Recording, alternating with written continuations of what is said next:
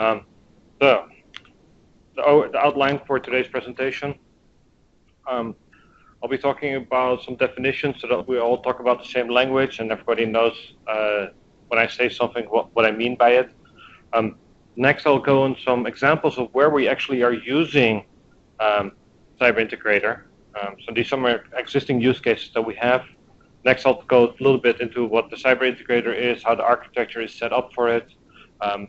Then I'll touch quickly upon PAW, which, if we want to, we can probably go into more detail on a later time. Then how to get it, and then some future work that we're trying to do with CyberIntegrator as well. So, some quick definitions. First one, a scientific workflow. It's a system, a specialized form of workflow management, a system designed specifically to compose and execute a series of computation or data manipulation steps, or a workflow in a scientific application. Basically, what this means is it's a sequence of operations that are done on data that can be repeated over and over again, and usually they are scientific in nature.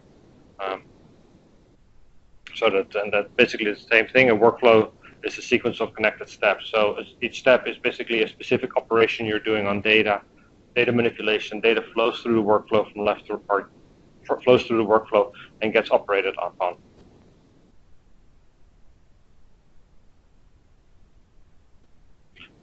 CyberIntegrator. One of the things that we had in mind when we started with CyberIntegrator is that workflows are often hidden in applications, and we wanted them to become more explicit. If you look at a lot of applications we use, there's implicitly in a workflow that is hidden.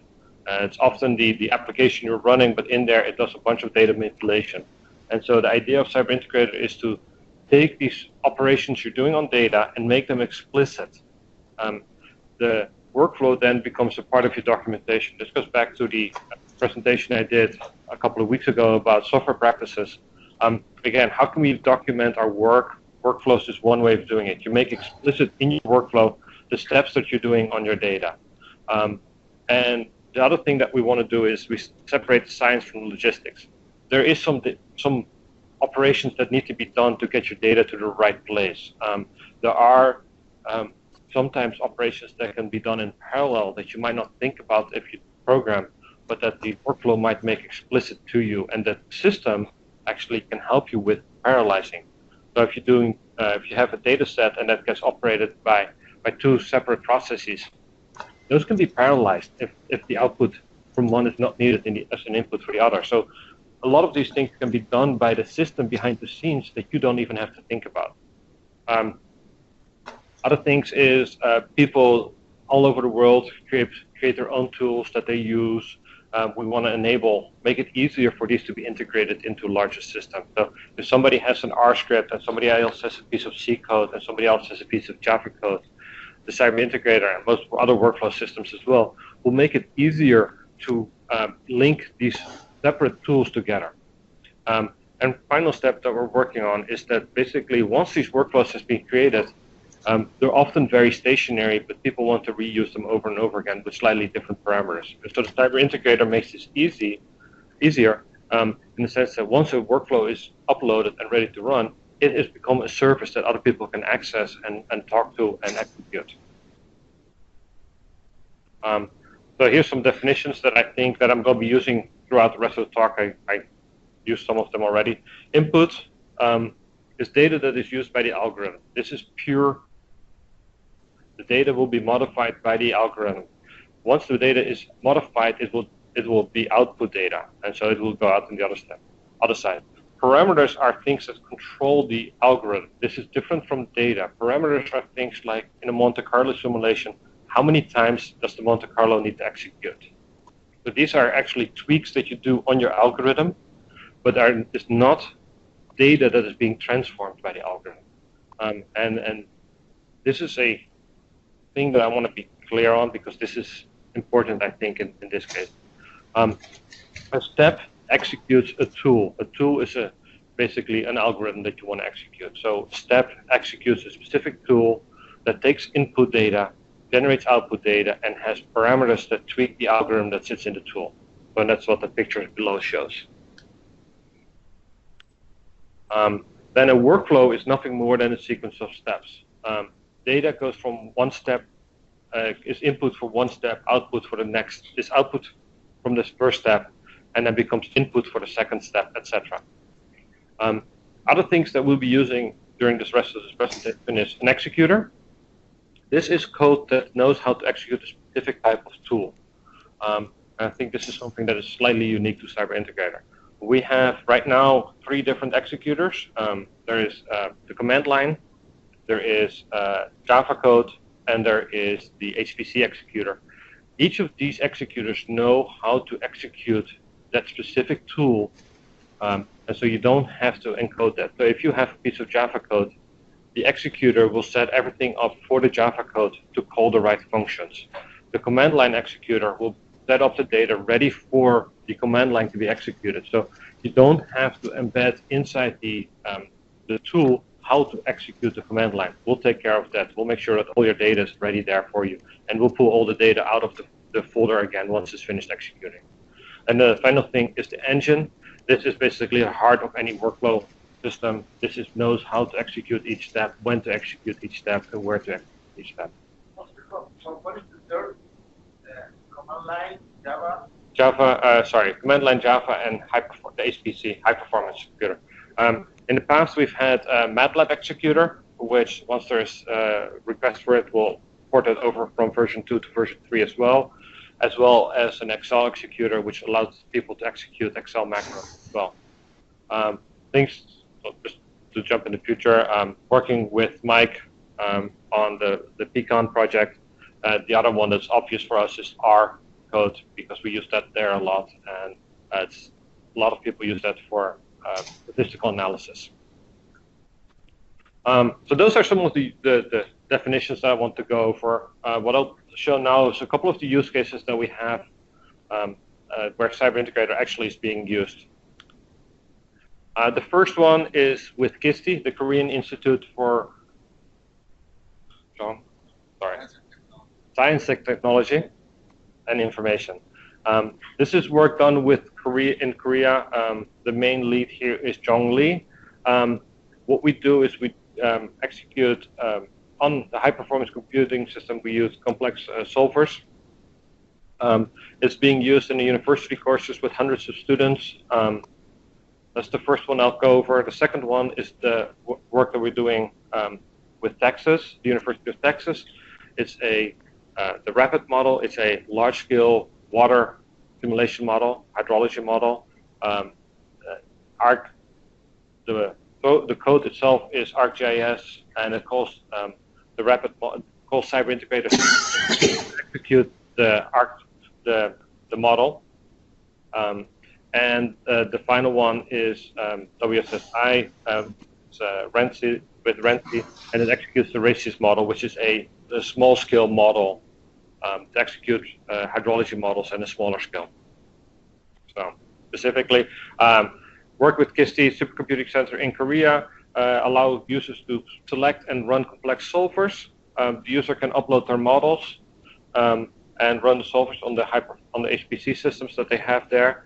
The interesting thing here is that we do large parameter sweeps, and we visualize the results after these parameter sweeps.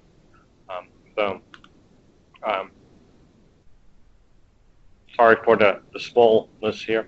The first step is the user selects a solver. There is, I believe, 17 solvers or so available for people to choose from.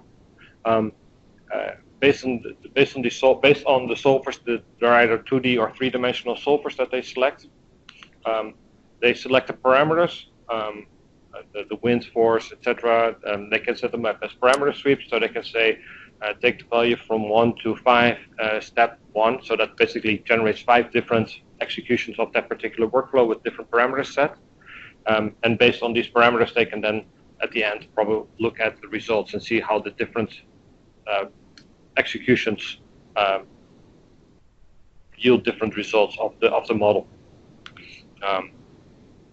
Once the parameter sweep has been set up, all the executions are being generated and are being started to launched on using CyberIntegrator service. And once you're done, you start getting the results back, and they can be visualized to the user. In this case, it's a wing, and the wind force around the wing being visualized. So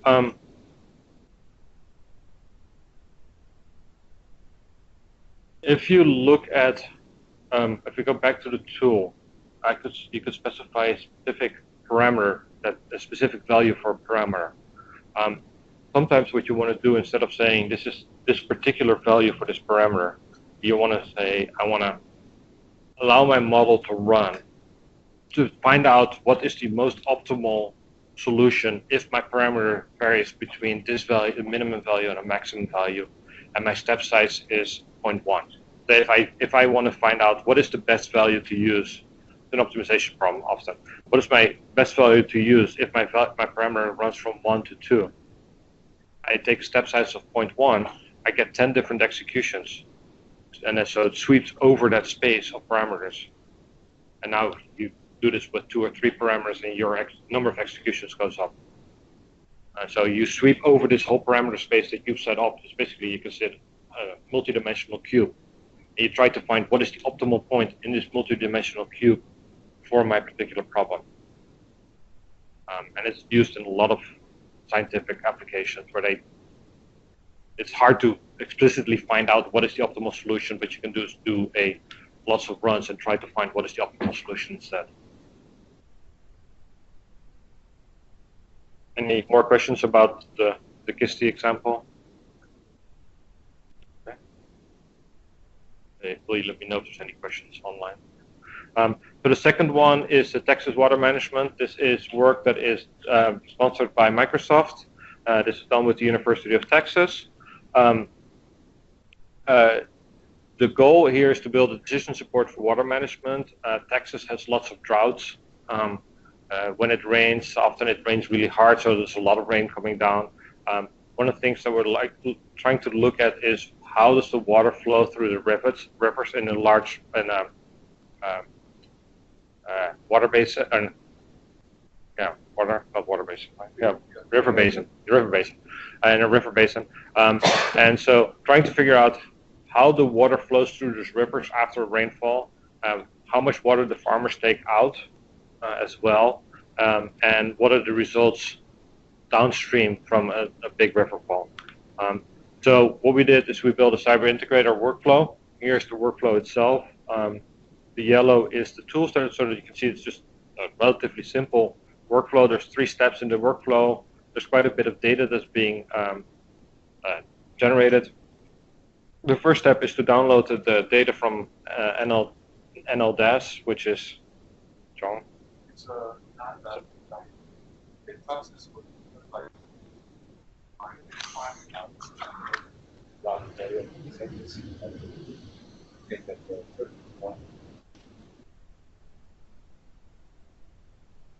So the second step is the rapid model, which takes this the data from NASA and basically generates the river flow through the river based on this incoming water data.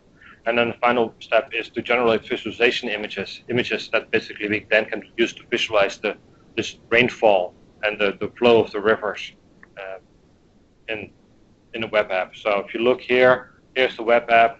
The user can set up what from when to run it. At that point, you can execute. This is what we're talking about, the workload as a service. The user actually goes in and says, this is the data range I want to.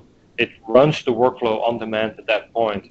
And once the workflow is finished running, it will actually allow you to visualize the results on the map next to it. And so this is one of the things that I think is really powerful, where once we set up the workflow, we fairly quickly were able to build a prototype application to show the results of this workflow to the users by leveraging up this workflow as a service. The third use case is with Renzi, WSSI. This is funded by startup funds from NSF to see if this is possible and work towards a larger grant. We used a existing model, Rhesus, which is a smaller local area rain hydrology model. So what happens to the rainfall around your local house in a small area? How much water goes into the ground? How much water gets used by plants, etc. So this is a very small or localized area model versus the rapid model, which was a larger scale model. Basically, we set up a very simple workflow or very simple tool.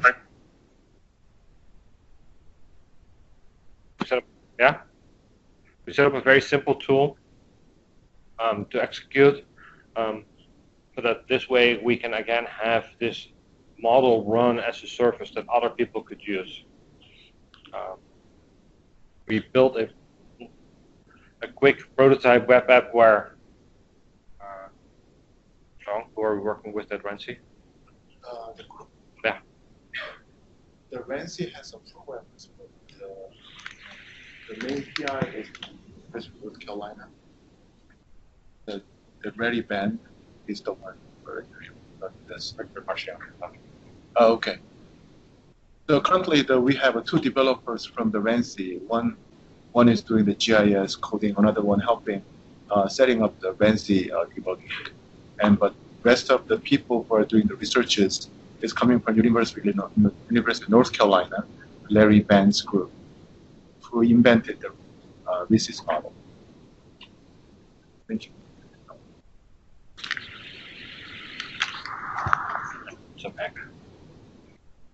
Okay. So once we had the model available as a service, we spent some time to create a web page where the user could fill in parameters to run on the model. And at this point, the parameters were submitted to the workflow service and were executed. And the results were able to download, so people could actually just, again, didn't have to install the model, but just could run the model using the CyberIntegrator service and download the results so that they can work with the results later on the desktop. So next step is to go into the CyberIntegrator architecture, unless there's any questions.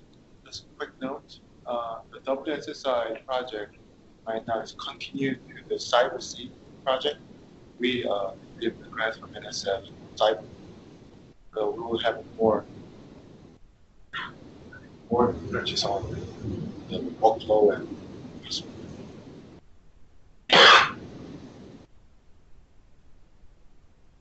Yes. you did a question. I saw that, yeah. John, do you want to take this one? Yes, the ArcGIS one is from the ArcGIS modeler. You could actually click and connect it. Difference is you can only run all those tools available in the ArcGIS, which is the analysis available in the Arc Toolbox. You are locked into the ArcGIS work. But for us, we are kind of open anyway. In other words, we actually able to run the ArcGIS view processor too. So right now in the UT Austin, there's students who are using our workflow married with the modeler right now. So they are running our workflow system to run the rapid model, but they retrieve the result and they use the ArcGIS modeler to generate the visualization. So we are more flexible and open than ArcGIS modeler.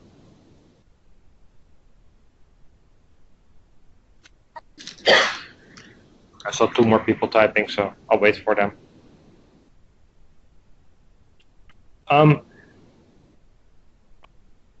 So what do you mean by sequential?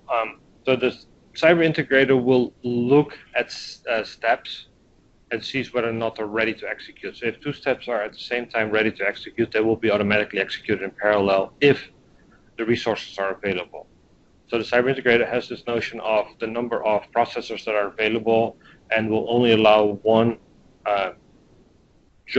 one tool, one step to be executed per processor, unless things are running remotely, such as the HPC executor, in which case it will launch as many as needed, and assume that on the remote end, the remote executor will take care of the parallelization or the right sequencing of the steps.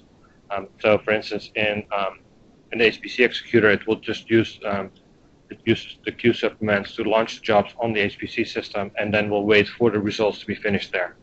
So if possible, it will try to see if things can be run in parallel and then execute them in parallel.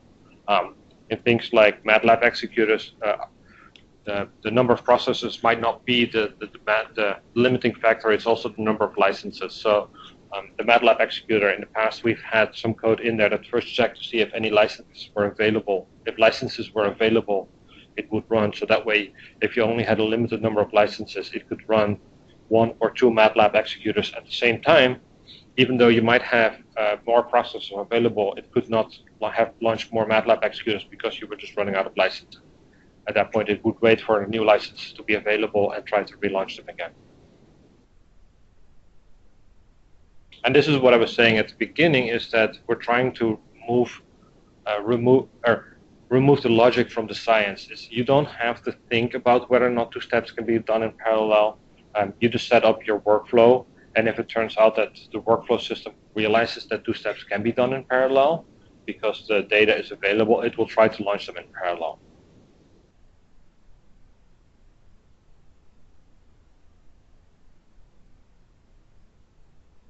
Okay. If there are no more questions, I'll go over to the... Yeah? That's the use of the feedback on like how exactly was executed. I mean, basically when you set up the workflow, it doesn't know, right? Is there a feedback? The feedback that you get is that you can look, and each time a step is executed, we store the time when the step was started, finished, queued, when it was basically ready to be executed, things like that. But that is the only feedback that you later can see if we plot it on a time scale, that you can see that these steps were done in parallel. Most of the time, really the user should, I personally, and this I could be wrong, but I don't think the user cares whether or not something was done in parallel. It's more important for if the results are there. The faster the results are there, the happier I will be.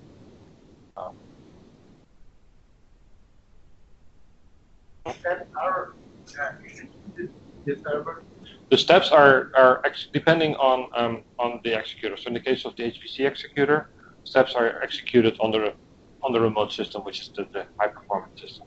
But the HPC executor is a slightly tweaked version of the command line executor. It just knows that it needs to, instead of run jobs locally on the system, it needs to launch jobs remotely on the high-performance computing system. That's the case of that's the first case. Okay. Yeah, in the first case of Korea, there's actually, so in the case of, repeat the step, does the HPC executor run locally? No, or the remote executor does not. Steps don't always run locally, correct? The HPC executor is almost the same as the command line executor, except it knows about the high-performance computing. So it knows how to launch a job, because there's different queuing systems like PBS, HDE, load leveler. I found a new one yesterday. So there's a lot of different queuing systems. I'll get to that in a second, Richard. The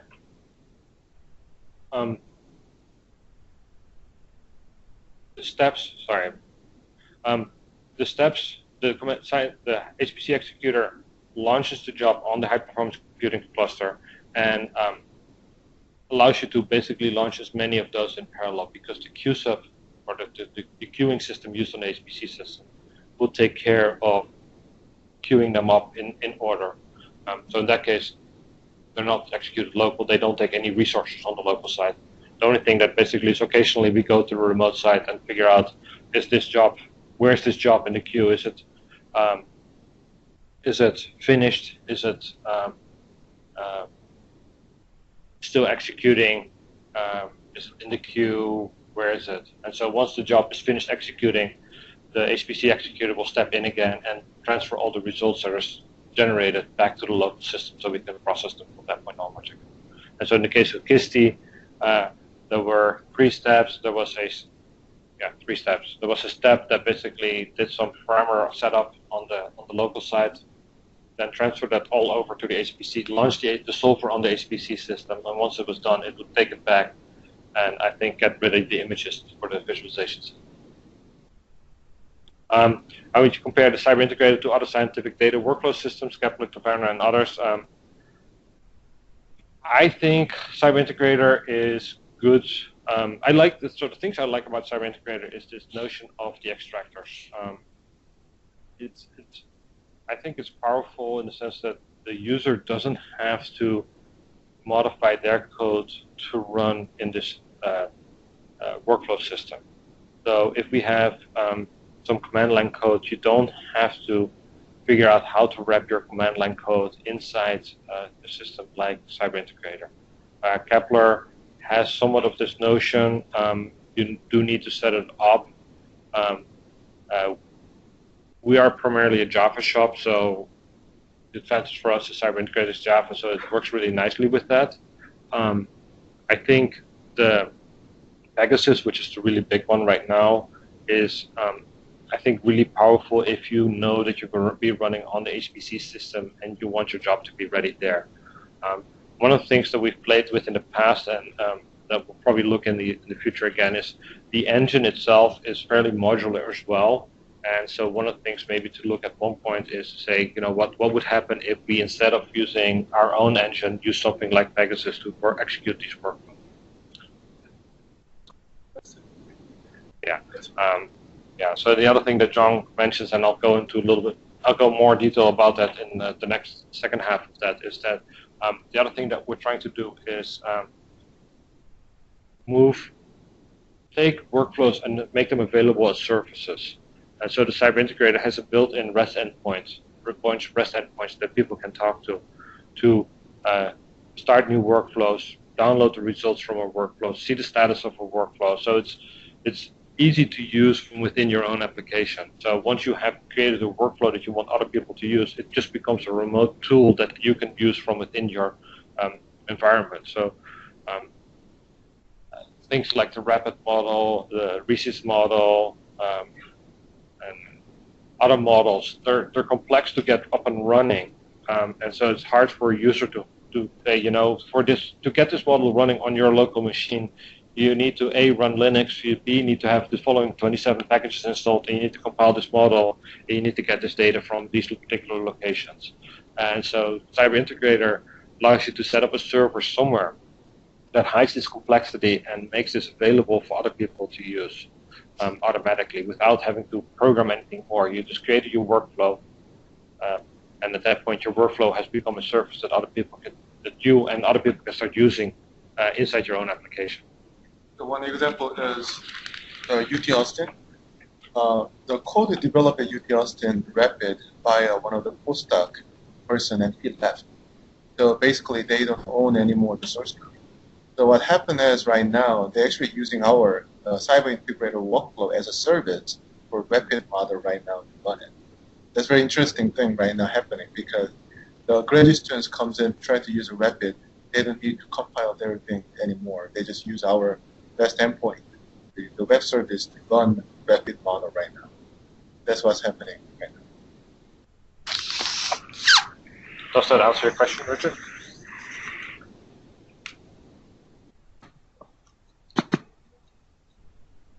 Yes, it's pretty interesting to use a workflow as a service. I like that idea.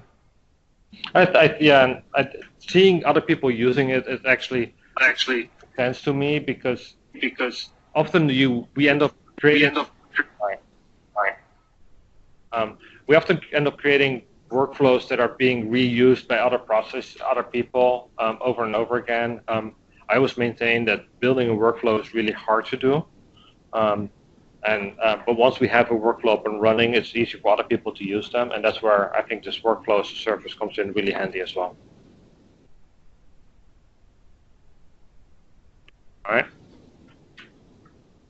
So I'll go into the architecture of CyberIntegrator, and some of the things that we talked about earlier will come back here as well. CyberIntegrator is plugin based. A lot of the pieces that we have are plugins that plug into the CyberIntegrator.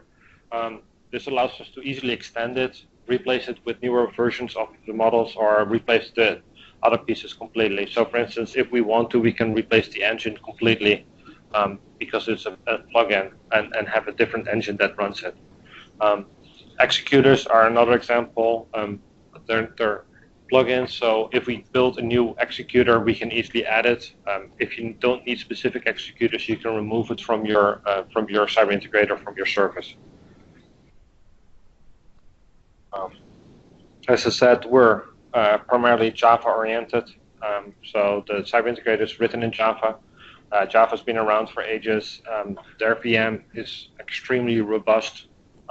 Yes, there are security issues in the plugin, in the applets, but the VM itself is very robust. A lot of larger scale software is being written on this. Scala is actually uses the Java VM as well, and Scala is being used for things like Twitter.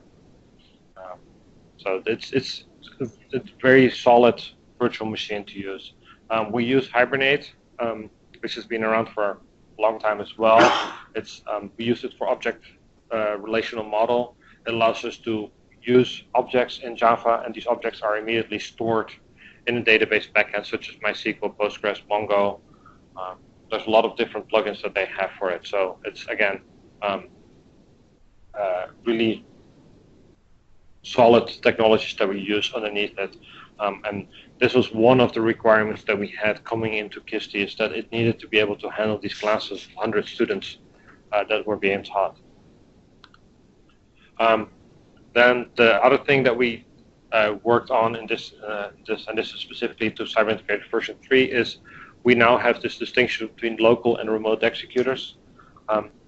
In the past, we didn't have this distinction, and jobs that were running on the HPC did require local processing because we wanted to make sure that they were finished running.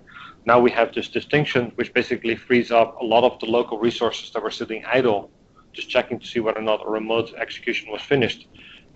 And now we basically can clearly say, this is a local executor. This needs a local CPU to actually execute, to run local, to process data locally on the server. And this is something that we hand off to the remote machine, and we don't have to worry about any resources being used.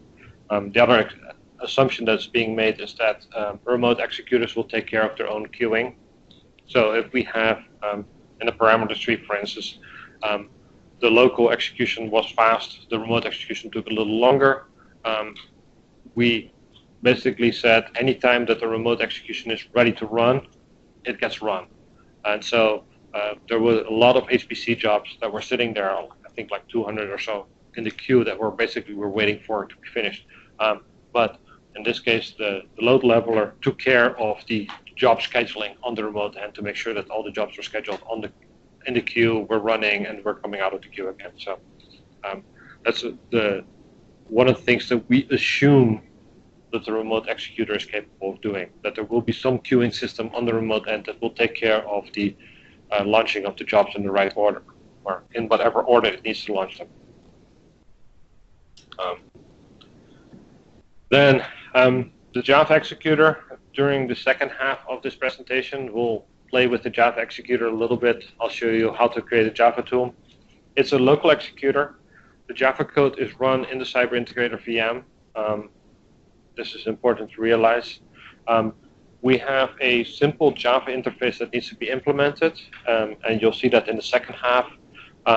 Set input, which basically clearly sets, here's the input file location on disk. Here is the list of parameters that you requested. Go execute your code now. And then finally, when the finished executions, the function to fetch the output, to fetch the file locations on disk to get the results. One of the things to keep in mind is that system exit is a bad call. Please don't use that in your Java code if you can avoid it. System exit will forcefully shut down the virtual machine, which means it will shut down the CyberIntegrator virtual machine, CyberIntegrator service as well. One of the things that we've done in the past, and we'll probably do in this version as well, is to avoid this from happening, is launch a second virtual machine, which will then execute your Java code. It's just a little bit of extra overhead that we need to make sure that's being done. But that way, if you call system exit in your code, you don't shut down the whole virtual machine. We've had where we actually In the past, we tried to use Kepler as use the Kepler engine as a tool, as an executor inside our code, and so that we could launch any Kepler tools. Kepler actually does call system exit in their own code to shut down the Kepler engine, or once Kepler is done executing, it will call system exit to shut down the engine, which will also shut down, in this case, our CyberIntegrator engine. So that's why I'm saying, if you can avoid right now, don't use system exit. The Java wizard, basically you add a jar file. This is how you create a tool. We have wizards for the different executors. The Java wizard, you point to a jar file and any additional jar files that you need. Then we'll try to find all the tools that are located in those jar files, and the wizard will show you what is the name of the tool, what's the description of the tool, what version, what parameters, etc., and then allow you to select it and say, yes, this is the right tool, or these are the right tools, and then that are in the jar files, and then it will just make them available as tools for the CyberIntegrator. And you'll get, once we start doing the hands-on, this will become clearer as well. The second one is the command line executor. It's a local executor. It executes a command line program. It will set, before it starts executing, it will set the working folder to a temporary folder.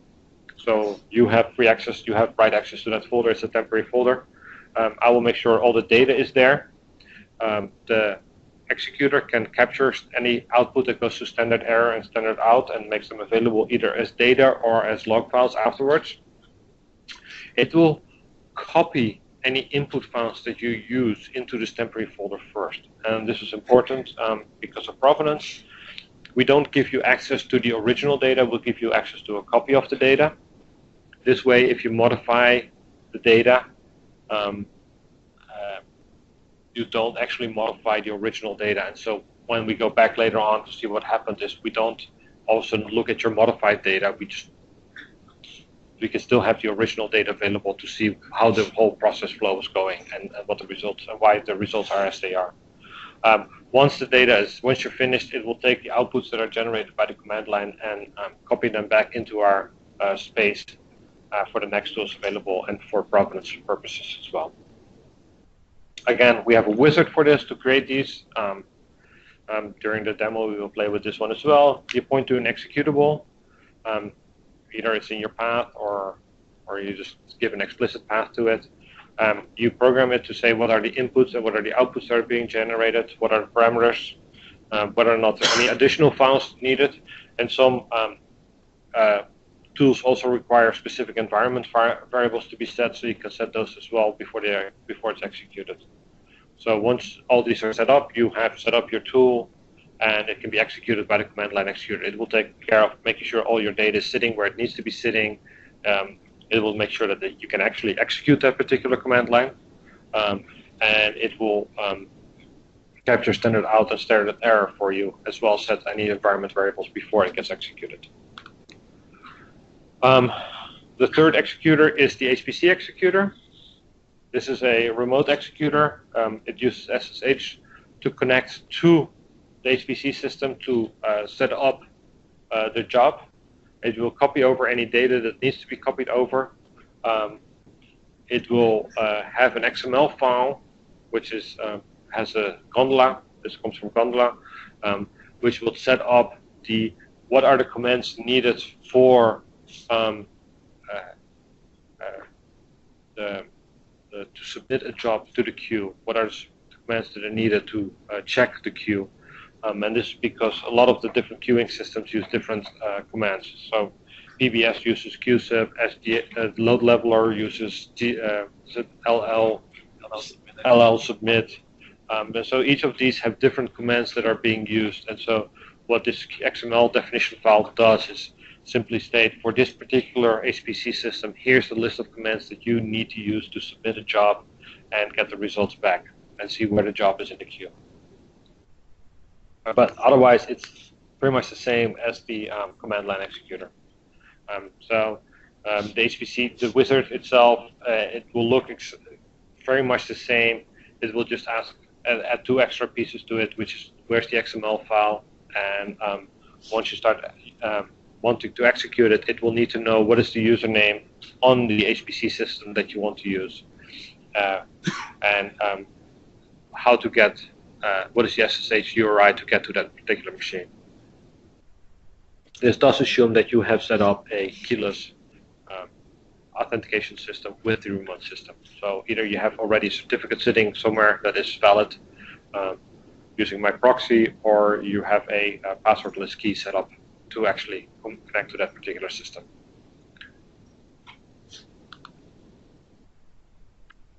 CyberIntegrator applications, right now is 3. The third one we're trying to get rid of. So the first one is the server application. This is the CyberIntegrator surface. This is the system itself that runs CyberIntegrator workflows. This exposes to the REST endpoint as well. So this is where you talk to. You can submit new workflows to that to the endpoints. You can see what workflows there are there. You can launch a workflow with specific parameters. The second part is a web-based workflow editor. This is what we've been working on recently.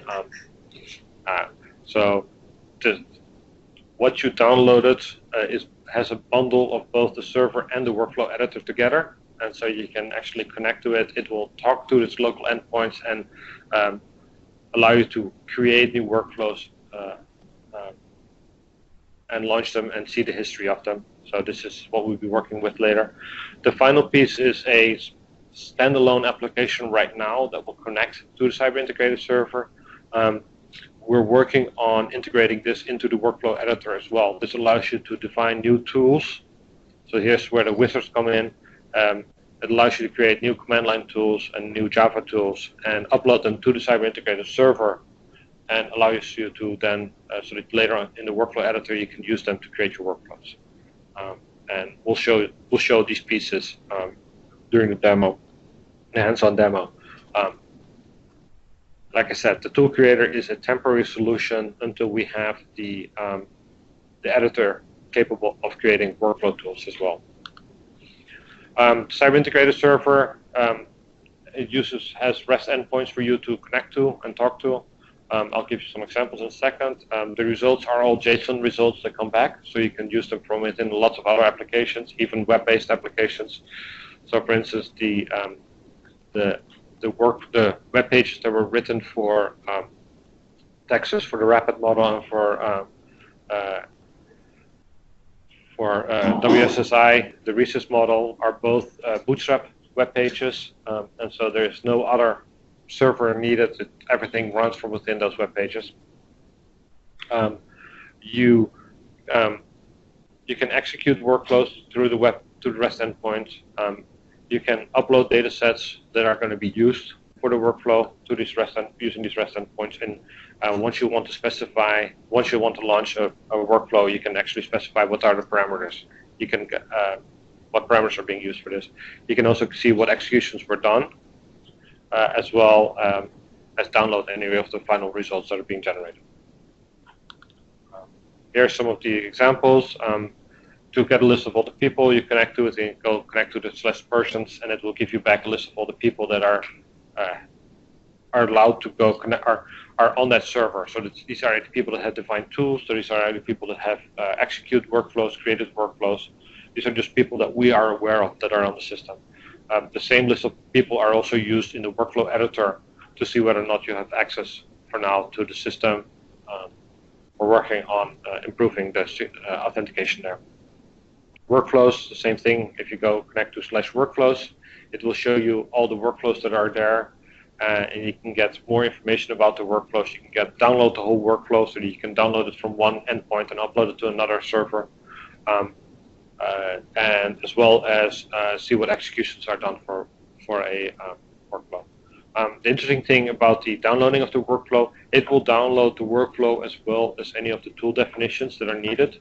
So once you upload it to a different server, that server will know about the tools that are needed for executing that workflow as well. So that downloading the workflow downloads the whole workflow, including all the tools and tool definitions and all the jar files and everything else that was uploaded to get that workflow up and running on that particular system.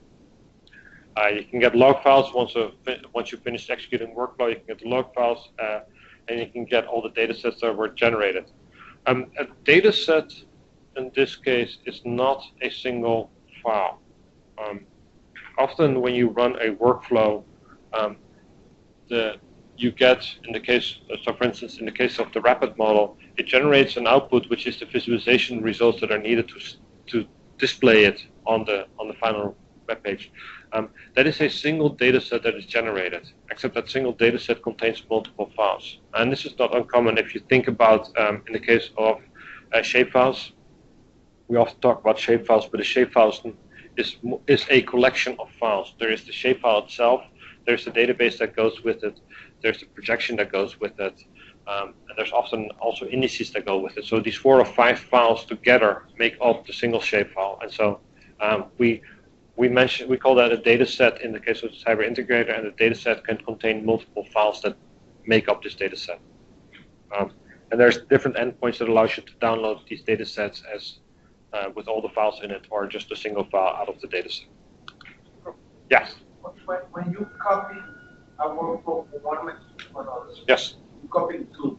You copy the tools as well, yes. What happens if you do it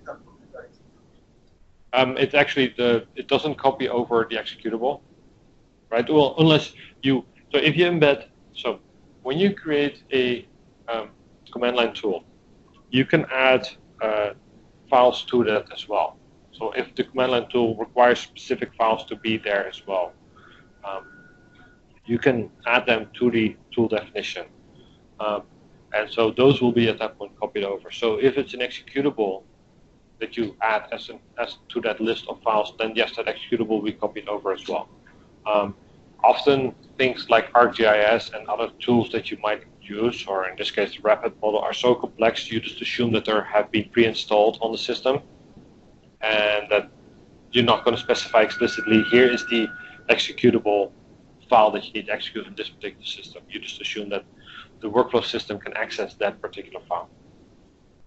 So in that case, then it will not copy it over.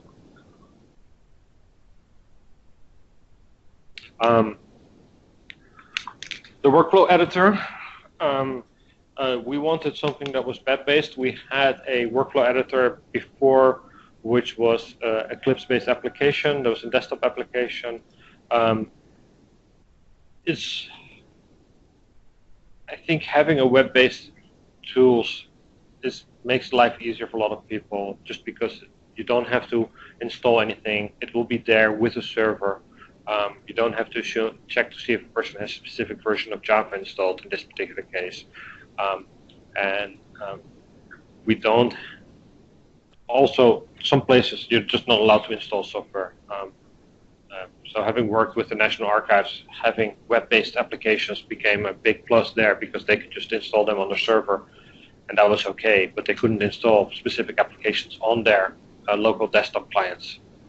And you see this often where labs have restricted access to their machines. You're not allowed to install new software on the machine without having to get approval first from any system administrators. So having web-based applications makes it easier to distribute your software or have people use it. The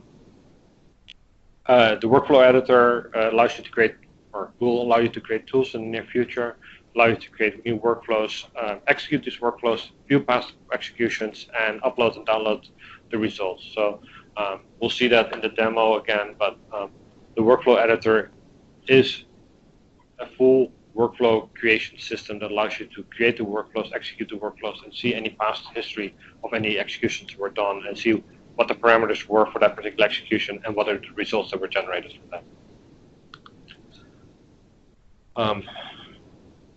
Here's the workflow editor, the tool creation part of it that we're working towards. This will not be in the current download that you've downloaded, the tool creation part. That will hopefully be in the near future, will be there as well, so then you don't have to use the separate tool creator. So that is what I want to talk about for the CyberIntegrator architecture right now. So, and a little bit about the different pieces that make up the CyberIntegrator. So, questions, comments? I'll probably have about 10 minutes more of slides, and then we can take a small break, and then we'll go into the hands-on. Okay, so in the case of Kisti and other cases as well, these workflows that you create and these tools that you create often have lots of parameters, and you don't always want to have all these parameters available. So we had a crop model that we used to simulate corn growth in the past. This crop model had probably has about 100 parameters that you can set, and you don't want always all these parameters to be available to the user when they're starting to work with this. And so what we came up with is this system, which is PAW, which is publishing workflows, where we say, here's a subset of the parameters that we want your user to be available. We want, instead of you seeing all these parameters, we want you to say, here's a smaller subset of the parameters to make it easier for you to focus on those parameters that we want you to focus on in this particular case, in this particular workflow. And on top of that, here's some simple widgets. So for instance, one of the, a lot of the workflows we'll use is latitude and longitude. And so instead of you having to type in the latitude and longitude in a little text box, it's a lot easier to go to Google Maps and say, here, this is the location where this needs to be executed. Some workflows have the same latitude longitude being used in multiple places. So instead of you having to type in the same latitude and longitude numbers in 5 different steps and the parameters for those, it'll be a lot easier if you can just say, here Google Maps, this is the location where this workflow needs to be executed, and it will behind the scenes distribute those parameters to all those 5 steps that it needs those in. And so this is where PAW comes in. PAW will help you with this, where it will say, oh, you want specified latitude longitude, well, here's a widget for it.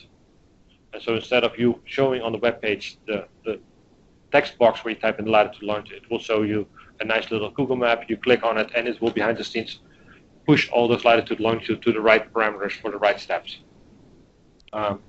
And so we had a couple of other widgets that we had in the past, and so we're starting to reuse this as well in the current version of CyberIntegrator. And Kisti uses this very strongly. A lot of the workflows that you see in Kisti are actually PAW workflows, where basically we hide a lot of the complexity that the CyberIntegrator makes available, and so it makes it easier for the user just to focus on those pieces of those parameters of the workflow that it wants. So to get started with CyberIntegrator, you will need to download the CyberIntegrator app. We send out links for that. After the presentation, I'll show the links again so the people that didn't download them can download them at that time. You create your tools using the tool creator for now. You create your workflow. At that point, once you finish creating your workflow, it is a service that people can start using. So this is really powerful. Once your workflow is created, it's a service that is available for other people to use. Then you can start executing them, and you can start downloading the results. Future work that we're working on with CyberIntegrator, we want to finish the web-based editor. We need to allow for tool creation. Chris is working on that. We've started using OpenID for other projects. We want to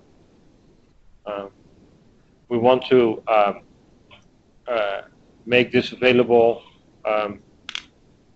in CyberIntegrator as well. We have a very simple authentication scheme right now. We want to start using OpenID for this as well. The other thing is we generate data sets with files, which fits really nicely into Medici. And so one of the things that we want to do is have it so that data sets can be written straight into Medici so that you can see inside Medici. You can use Medici to actually look at them, visualize them, see the results immediately without having to download them and hope that you have the right software. Any data that you upload in Medici should then also immediately become available as data sets for in the CyberIntegrator. As I said, the plugins, the executors are plugins. We have a MATLAB executor in the past. We want to move that over into CyberIntegrator version 3. The R system is a nice one that we want to support in the future as well as make PAW have an editor for PAW so that you can just take your workflows and hide the complexity and make a nicer web page immediately from within the service. Just quick note is R is already working.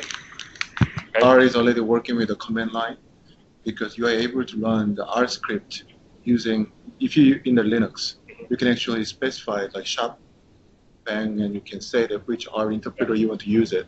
So I actually tested it, it works well. So we already have R executor in that sense. So you can, but the thing that, and so in that sense you can do the same thing with MATLAB. The thing that we can do with R and MATLAB executors is parameters. What we did in MATLAB is if you specify parameters, those we can set up as variables for you already that are pre-initialized inside your environment. So for instance, if you say, I have my R script, and it needs to know, again, say, I have a Monte Carlo simulation that I want to do in R. I have a variable that is the number of iterations that I need to run.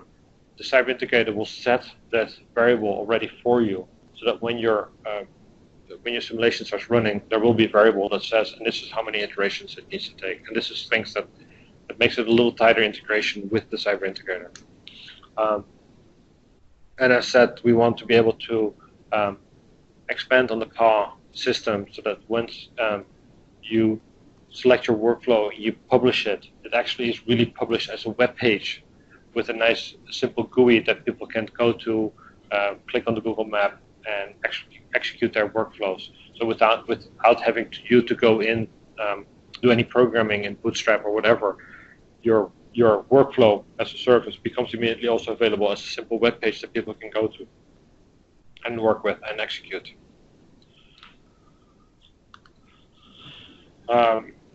Here's some links. Well, for those people that want to, I'll send out the slides afterwards again. So these links you can easily click on them from within the PDF document.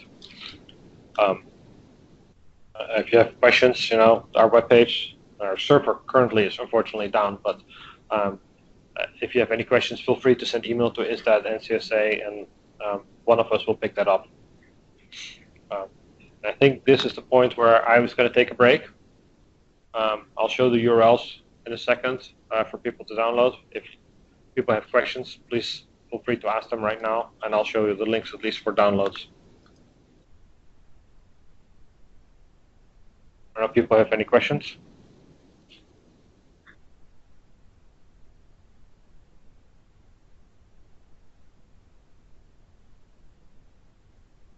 If not, then I think this is a good time to take maybe a 10-minute break, and then after that we'll do a hands-on of the CyberIntegrator.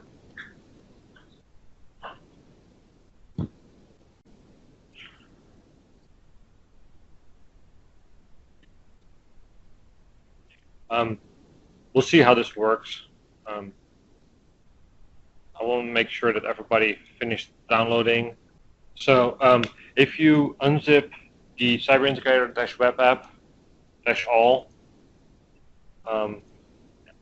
and you should be able to launch it. If you go to, it should be in the bin folder in there, and you should be able to launch CyberIntegrator-Surface on a Windows machine. You should be able to launch the CyberIntegrator-Surface.bat file.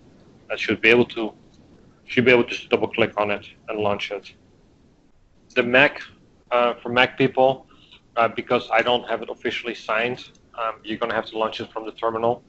So if you open the terminal, you're actually going to have to go to the folder and do bin/CyberIntegrator-Surface, because it's not an official Mac application. And that worked too? Okay. So Ashwini said that if she right-clicked and said open, that worked as well. So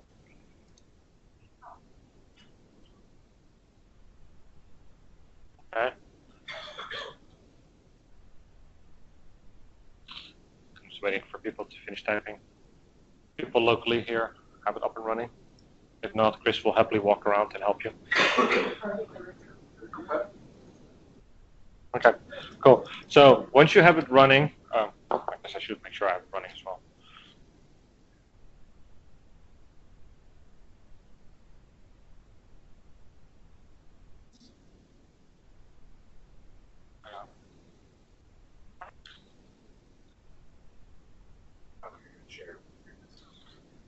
I was initially just going to share mostly my slides and then I'll try to switch back and forth between the desktop. We'll see what happens. So once it's up and running, should be lots of printouts coming by. Once it's up and running, you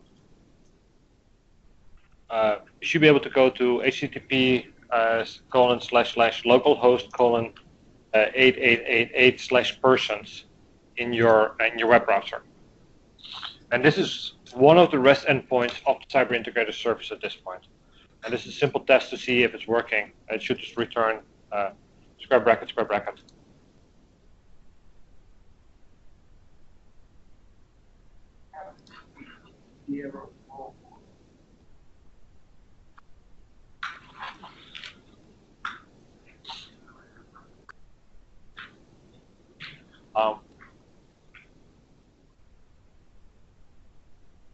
Okay. So if that works for most people, do the same thing for the CyberIntegrator tool creator.zip and same thing bin tool creator or bin tool creator.bat for Windows. This should pop up a little Java app.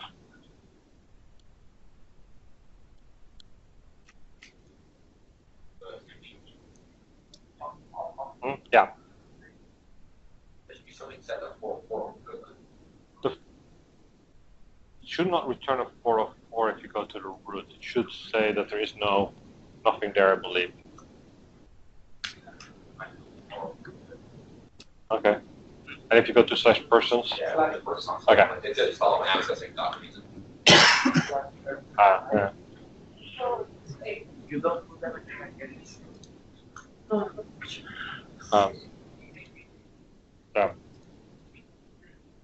So once you have the tool creator running, let's see. I go desktop.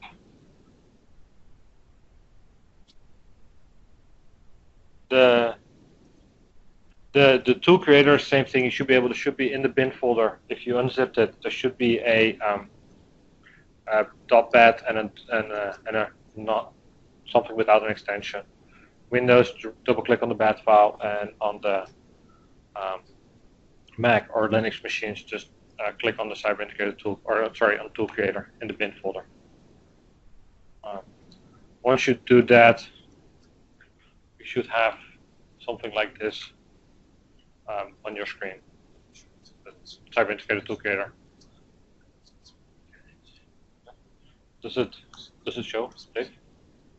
I'll try to stick to the upper left corner, see if that works. Or can you see the whole screen? Okay.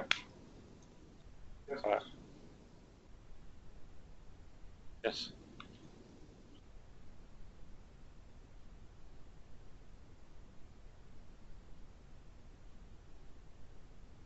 If on the Mac, Richard, are you using a Mac?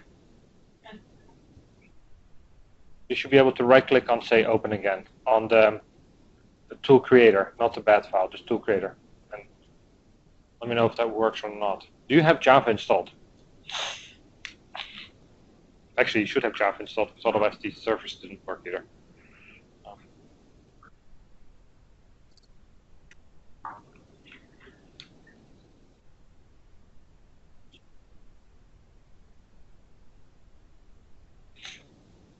And this is one of the things why I just want the web editor to be able to start creating tools as well, so that we don't have to have the secondary program that you need.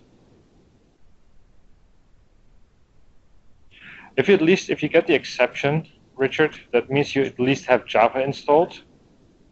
Otherwise, it wouldn't even get that far. And otherwise, also the service shouldn't be working either.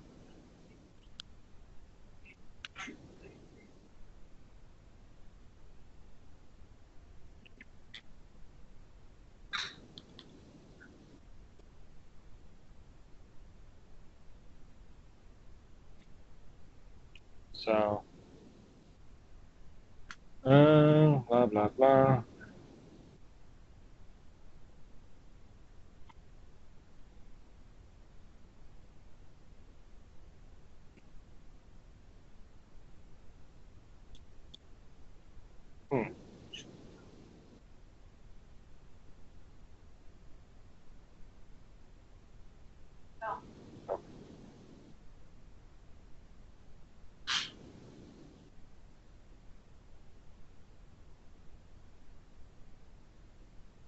That's, I don't know if you saw it all flashing by. Richard.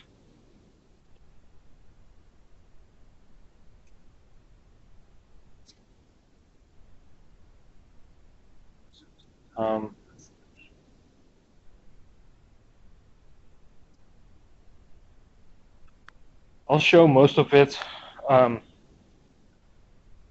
here as well, Richard. Does it work for Chen?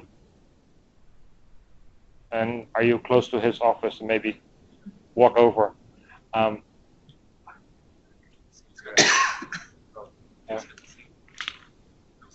JD is just Java. Okay. Sorry, we have the same. We have the same here. So I'll work with the person here that has the same error, Richard, and try to figure out what's happening. And then I'll send you this. I'll let you know when we fix it, and then you can try it then at that point as well.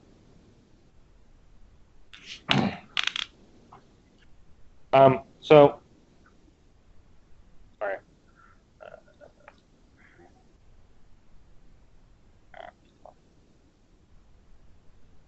I'm going to have to be toggling back and forth for a bit, so.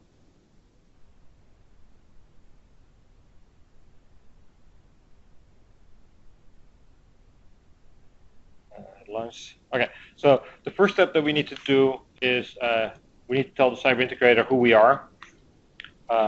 We're going to use this during the editor as well to log into the system. So when we click on the Add Person button, it will pop up a dialog that allows us to identify who we are. So this is one of the first wizards. It allows you to enter your first name, last name, and email address. So go ahead.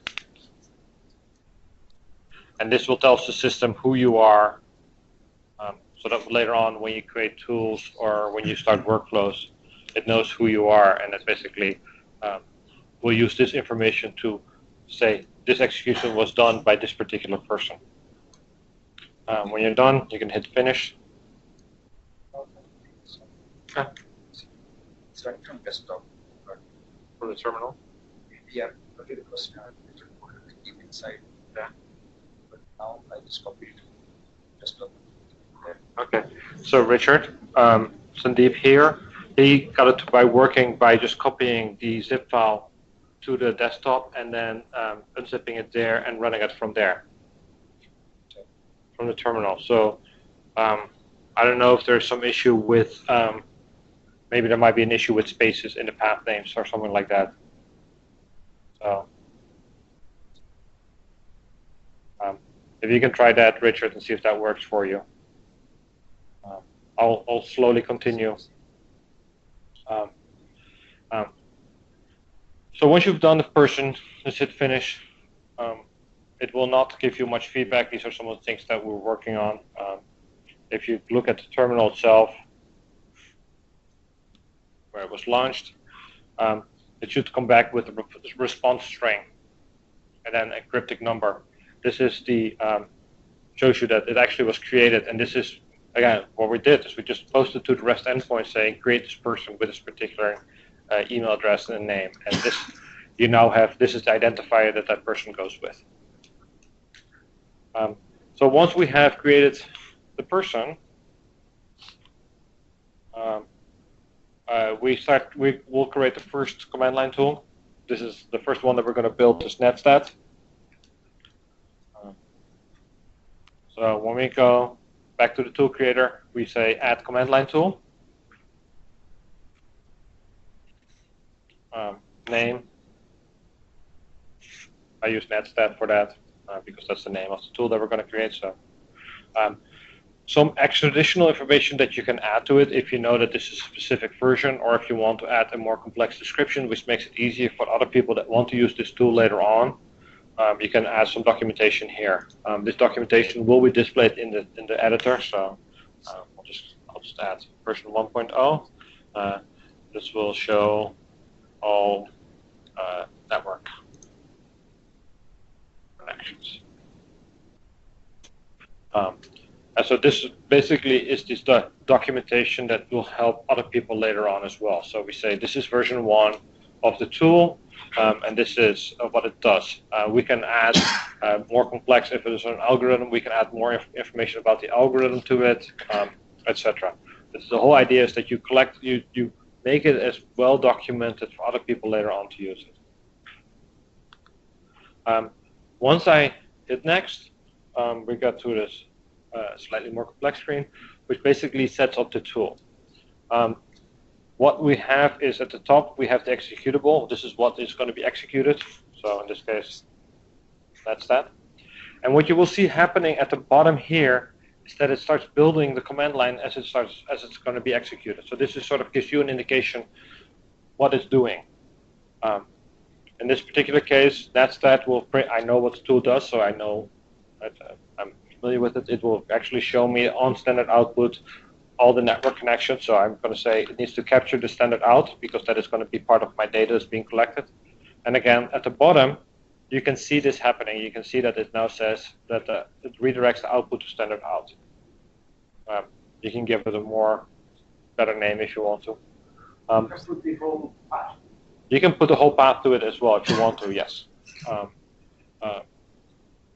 It will use your standard path variable to try and find it when it needs to execute it. So once the command line executor goes execute a tool, it will actually say, can I find the tool before it even tries to launch it?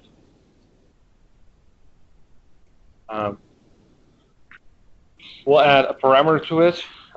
As a lot of Unix commands are, and just on DOS as well, that takes in a bunch of arguments. So in this case, there's a couple of fields that you need to fill out or can fill out. Flag is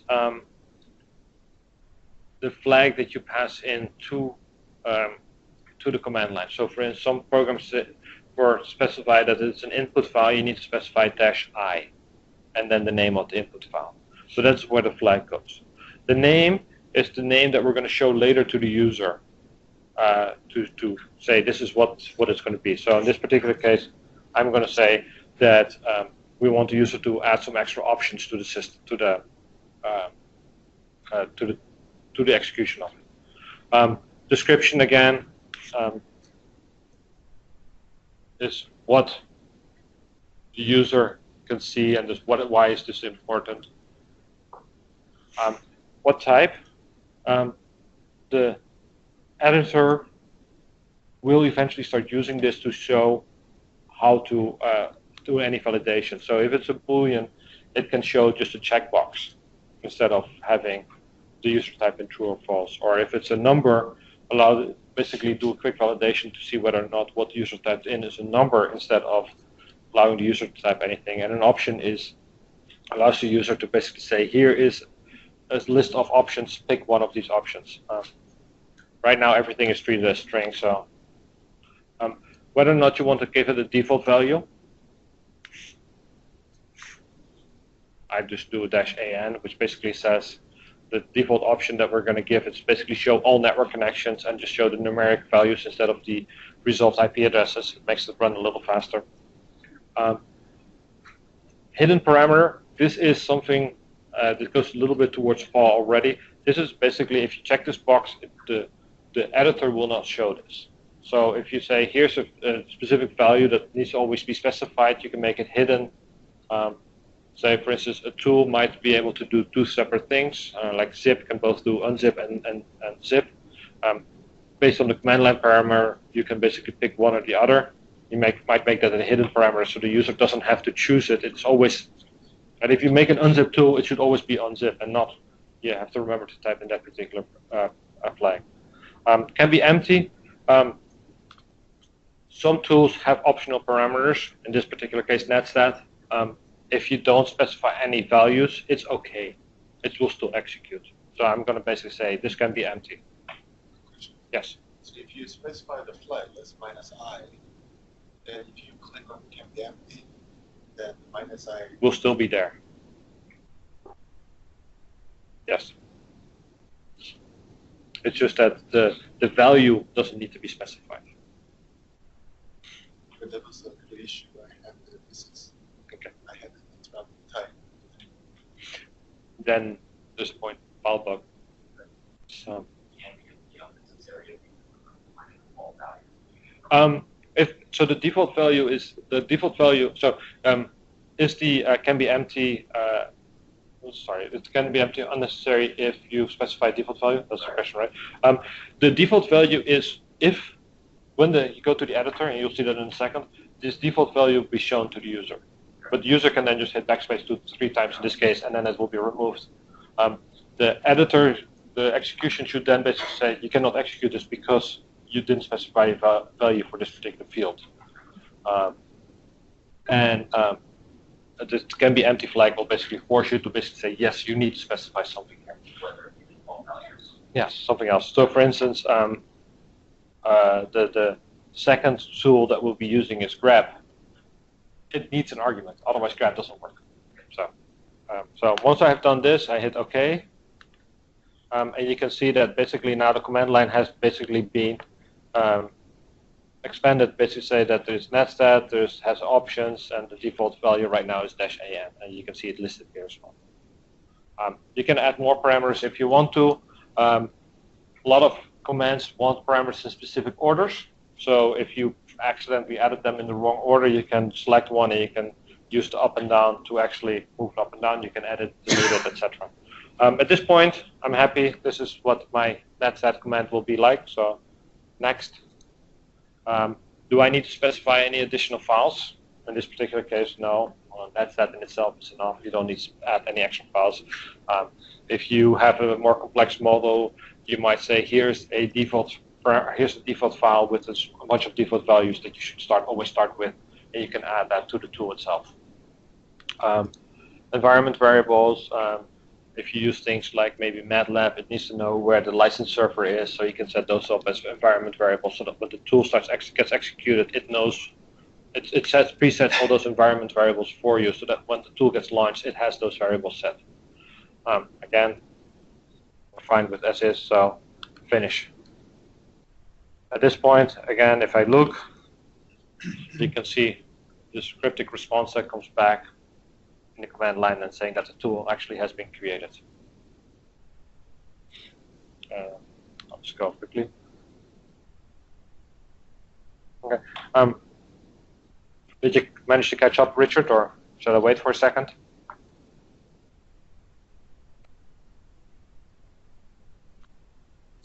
Yeah. So this command line save is obviously available, but how would I know that the MATLAB is right? So yeah, so this is the command line tool runs locally. It's a local executor. That's what we said before. So yeah, on the case of the HPC executor, which we don't have the wizard for in here, you would need to specify almost the same sequence of parameters. And so yes, at that point, you need to know a bunch of information. But often the people that generate these tool definitions, right, the people that have compiled the tool are familiar with all the requirements that are needed for it. And so in this particular case, everybody's creating one because everybody's using their own server, but we could all be using the shared server, and I could have created all the tools already for you, and you didn't have to do anything like that. So, and if Chris is the expert on how to build this tool that we can that does the solver, he will basically set everything up, create the tool, but then when you start building your workflows, you just use those tools that are there. You don't have to always create the tools. So one quick tip is, when I do the business workflow, I actually create a virtual machine. So and it's very similar to the server applications, so that I use a virtual machine, compile the pieces on there, and also install the server and everything in there. I work with that code executor and tested it, everything works, and I can just publish it to the server processing.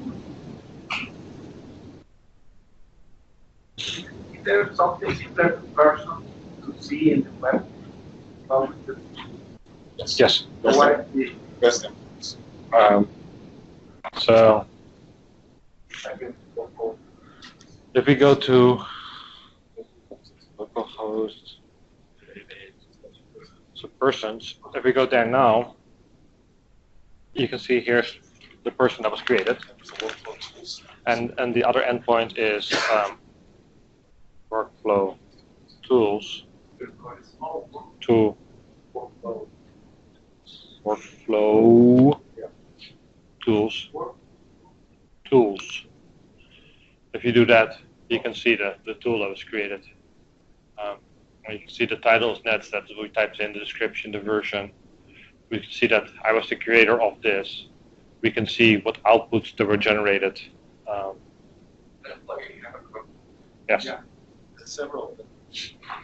To see it like that. Yeah. Yeah, but the latest Chrome version is to the medical engine. It looks like a message, right? Look like But it's what JSON looks like. This just formats the JSON nicely for you. So See REST. let me look at mine. There's several of them to use the JSON view. What happened is you don't need to install the local one. It actually format JSON view as well as the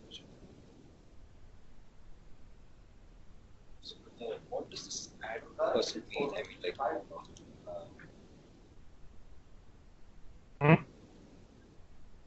I wonder if that plugin exists for Firefox. Oh, the Firefox, that's a different one. Okay. If you search on add-ons, Yeah, I Yeah. can. just search the best client. So these are just some. We're just showing quickly what the JSON looks like that is being generated. So you can see that the tool actually was generated. Can you see the URL, Dave, or do I need to tell it in the video? Okay. So Sandeep asked the question: what did the add person do? Yeah, I mean, does mean that so I can add like more persons. Yes, right? you can add more persons. The tool creator, on the other hand, basically just remembers the last person that was added, and so it will. And so you can click add person Right. again, and you can add a second person to your system if you wanted to. Just when you click on the add command line tool or add Java tool, it will just use the last person that was created as being the person that creates the tools. So at this point, we have created our first tool, which is the command line tool. We'll go to the second tool, which is the Java tool. So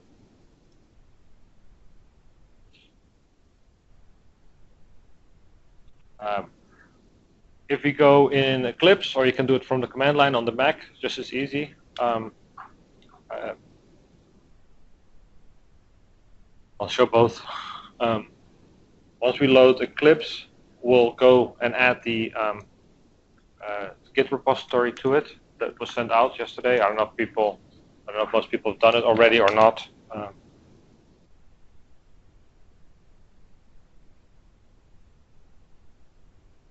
If you have, I think the latest version, like Kepler of Eclipse, comes with the Maven plugin in there, I believe. It does. So if you have an earlier version of Eclipse, you'll need to install it separately. If you're on the Mac, you can also use the command line to do most of it. For those that haven't done it yet, the first step to do is clone a Git repository. So if you click on if you go to Window, Open Perspective, Other, there's the Git repository exploring. Click OK. You get to the Git repository view, which looks similar like this, except you don't have any repositories yet. If you click on the Git icon, the second Git icon, it clones the repository. You go through, and you basically type in the URL, which is shown on this slide here.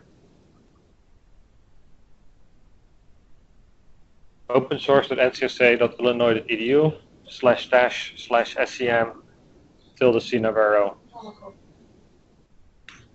and now what I'll do is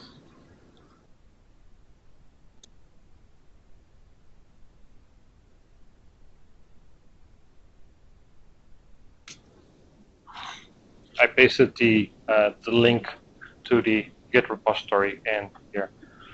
If you are on the Mac, you're on the Mac, you can do it from the command line as well.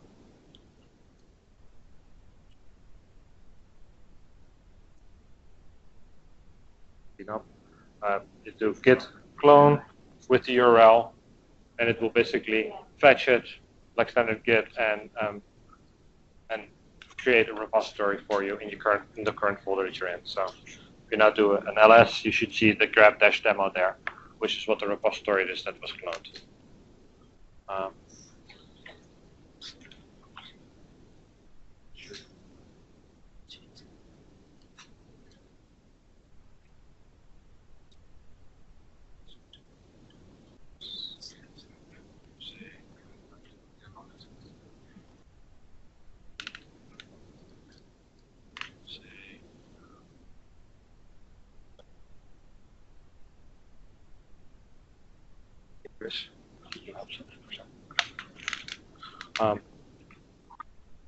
So I'll try to do both a little bit. Once you've done clone your repository in Eclipse, you can right-click on it and say import projects.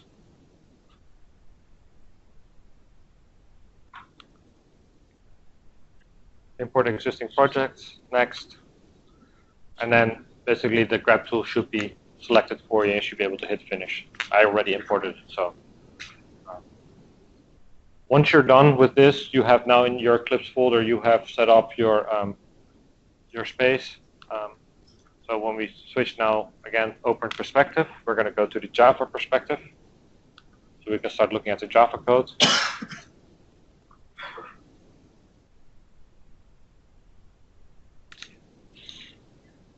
And then you should see something like you see on my screen right now.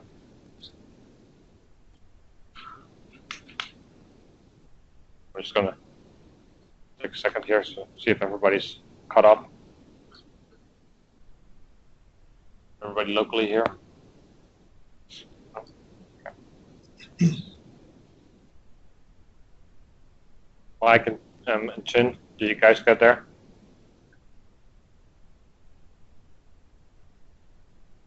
Okay, cool.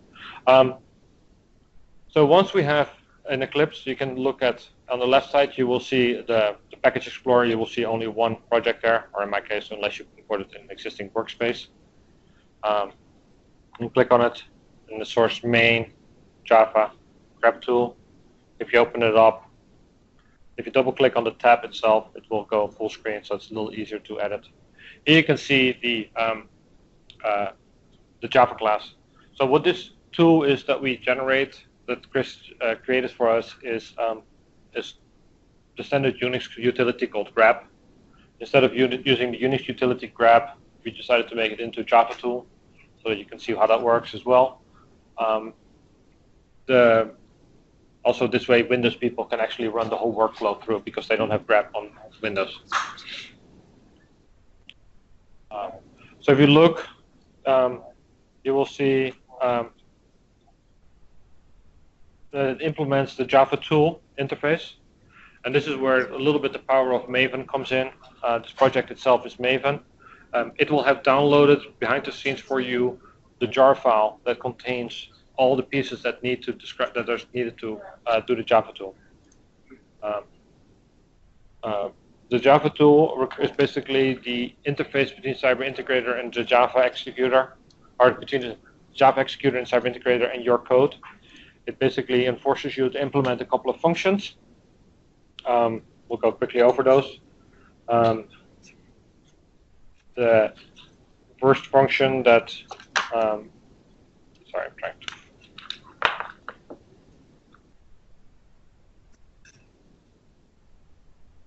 Get name. The first function is to get name. Basically, this is the name of the tool. If you remember the netstat, this is basically the name of the tool.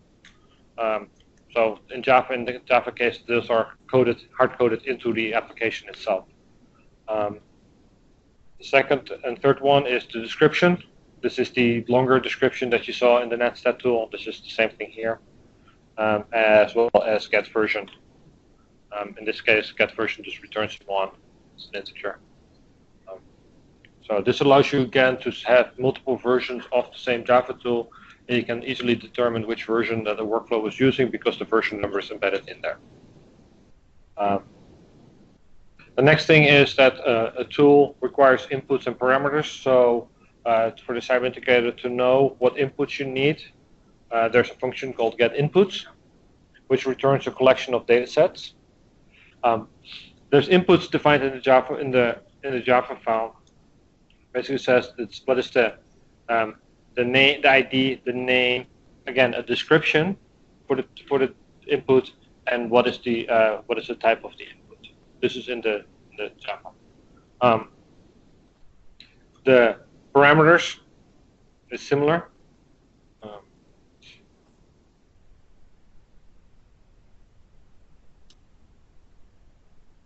Parameters.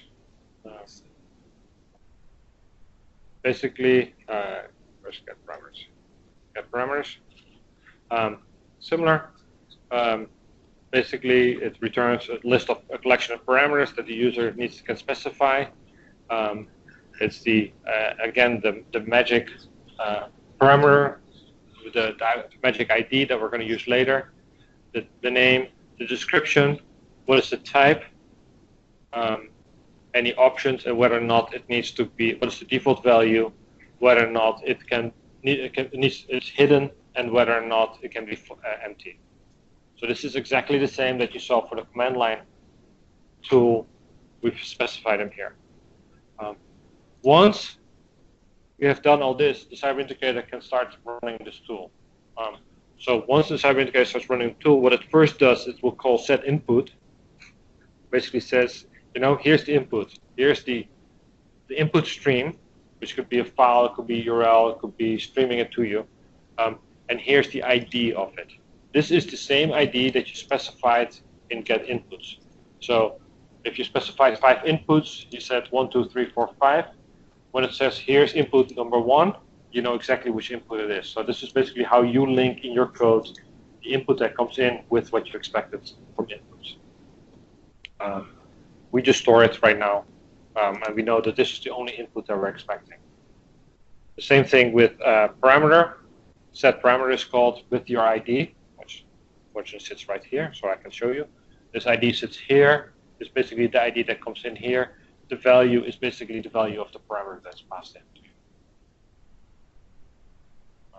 So in this case, in the grab tool, the input is the input file that we want to grab in. The value is actually the regular expression that we want to grab with. Once those two are set, we actually call execute, which basically, in this case, it will read in the file that is passed in here, and it will do on a per line basis the grab command and sees whether or not it finds the regular expression. If it finds the regular expression, it writes it out to an output file on disk. And so this is the whole code. It will happily run. If it executes correctly, it will have on the output file the results from the grab. You rewrote grab. We rewrote grab. Yes, we rewrote grab. An execute command can throw 2 exceptions, an abort or a failed exception. The failed exception is when something goes wrong and the code just fails to execute. So these here, you can see, if it failed to read the file or write the file, it throws a failed exception. If there's a reason to abort, you can throw an abort exception. The service might not be available or something like that. So there's a slight distinction between failing and aborting. Failing is really, something went wrong during execution. Aborting is that for another reason the data might not have been correct. I'm going to abort the execution at this point. Both, in the end, result in the step not being correctly executed, and any steps that follow this step will basically at that point be aborted as well. Once this execute is finished, the CyberIntegrator will come back and say, hey, I'd like to collect some outputs from you. You had specified already what outputs there are, and then I say, hey, I need to get output number 1 from you. And that's basically what it does here. It basically says, here's the stream of the output. So at this point, it's done. CyberIntegrator says, okay, I'm done with you, and basically doesn't call you anymore. Behind the scenes, it will now go into the temporary folder that it generated and delete all the files that were there. So we'll try to do some nice cleanups for you. All right, so this is the grep command. As Kenton mentioned, we just re-implemented the standard Unix grep command in Java. So now, when we go back to the tool creator, I can say add Java tool.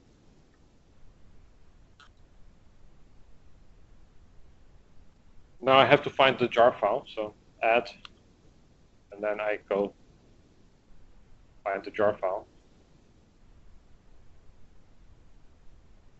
The jar file will be located in the wherever you put the Git repository. Wherever your source code is, there is now a folder called target.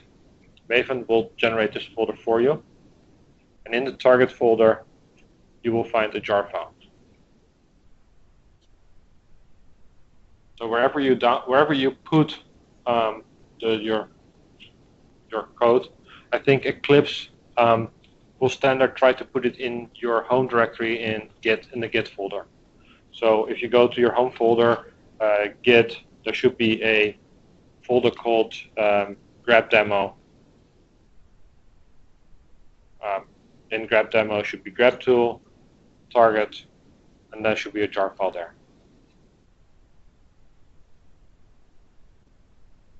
Everybody find it?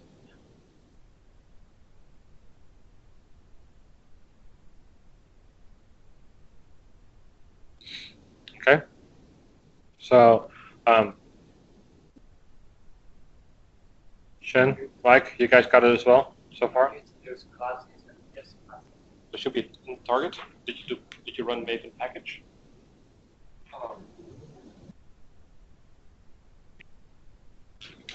Okay.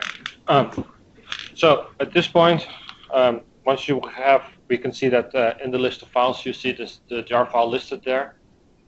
So we can, the jar file, that's the only one we need. We don't have any dependencies here, so we can just hit next. What it does some reflection to find out all the jar file, all the tools that are in there. So if I click on grep tool, you can see the tool name, grep, tool version, and tool description. And this is being pulled from the Java class file, from the Java file that we had there before.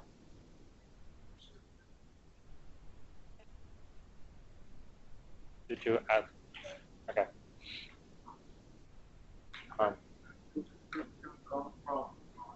It's from the Java file that you had, yes. So it will go into the jar file, find any classes that implement the Java tool interface that we had, and then it basically says, okay, create an instance of that class, say get name, get description, get version, and displays it here. Now, since that's all we really need, that's the advantage, because we don't need to specify what the inputs, outputs, and parameters are, because that's all done for us inside the Java class. We can hit finish. If you Chin, if you had Eclipse Kepler, I think it should come automatically with Maven. It does or does not? On If Kepler? you install the RCP, it comes with it. But Okay. it's a different one. So different ones, depending on which one you downloaded, it might have, but yes. If you go to the marketplace there, you can download the M2E plugin.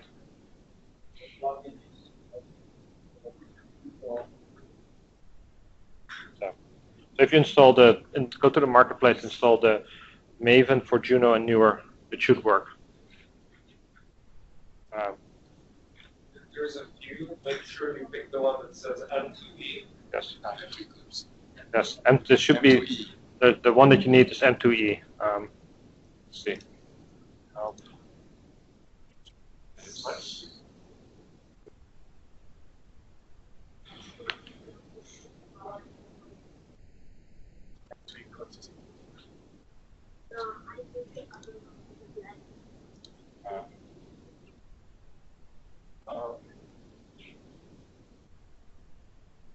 I think M2A now is in the update side of the marketplace. Yeah.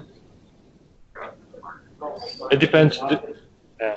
it's in the marketplace. I think because I have it already installed, it might not show it anymore. If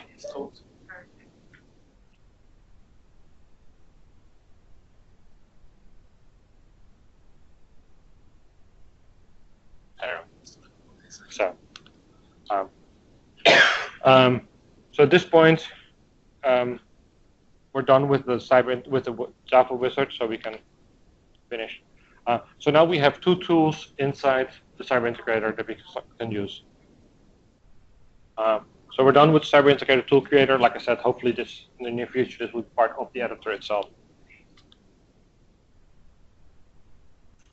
The name is, I think, is M2E Maven to Eclipse.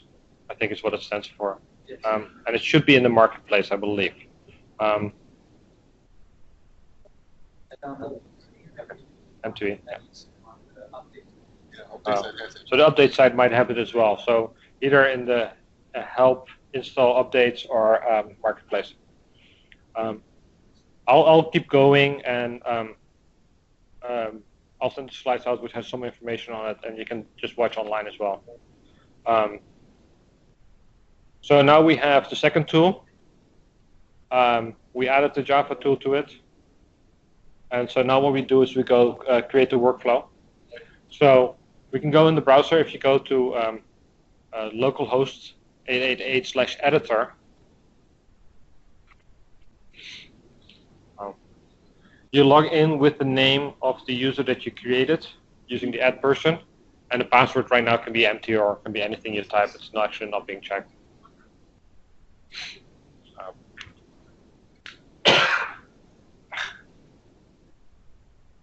Windows too small.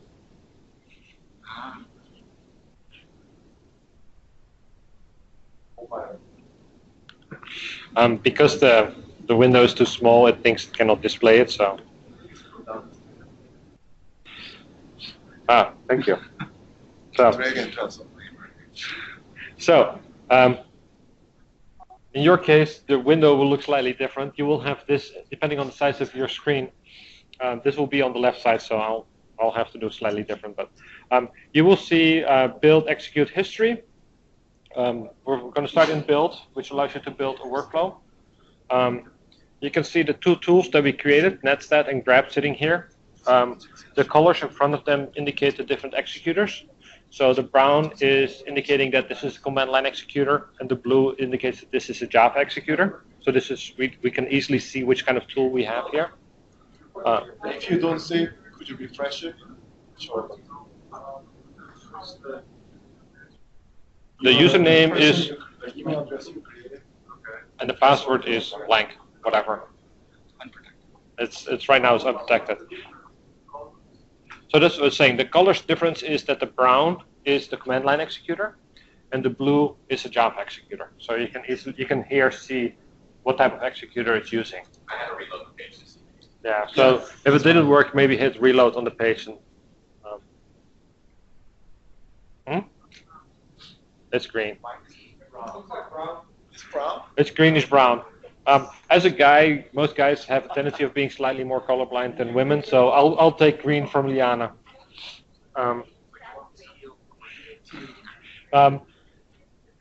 The canvas itself, the initial untitled workflow that is being created, unfortunately, is read-only, and so you cannot drop anything on there. So if you click on the plus next to the untitled, it will create a new untitled. That is the actual canvas that we're going to start working with. So it should be on the right. It's your right side. There's a plus on the right side of your screen. If your screen is too small, it will be below it. If you maximize your screen, depending on the size of your screen, it will either be in mobile mode or in desktop mode. If it's in mobile mode, the canvas will be below. What we're going to do is we're going to take the tool. So if you just click on netstat and drag it onto your canvas.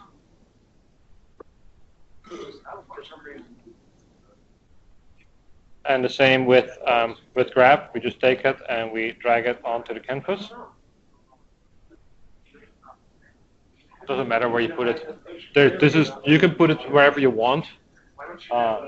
We're going to connect them in a second. This basically lay them out so that it's useful for you. It doesn't influence the order in which they're going to be executed or anything like that. The CyberIntegrator will just find the order in which it needs to be.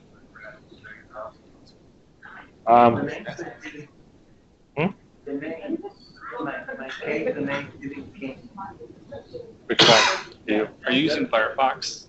Yes. I saw there was an issue last night. I tried it with Firefox, and it's fixed in my branch. So, so Chris fixed the issue with Firefox.